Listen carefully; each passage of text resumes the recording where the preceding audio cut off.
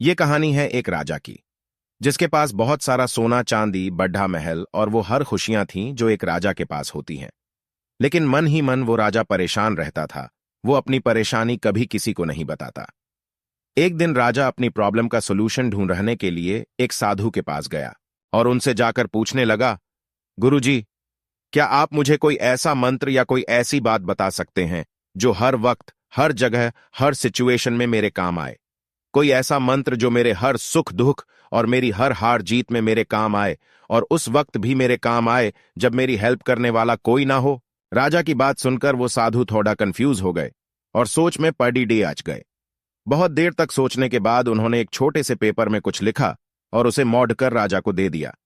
और राजा से बोले, इस मंत्र को तुम तभी पढ़ना जब तुम्हें सच में ये लगे कि अब इसके अलावा कोई और तुम्हारी हेल्प नहीं कर सकता, और इसे हमेशा अपने साथ रखना। साधु की बात मानकर राजा वहां से चला गया और उसने उस कागज को अपनी एक हीरे की अंगूठी में डाल दिया, जिसे राजा हमेशा पहना करता था।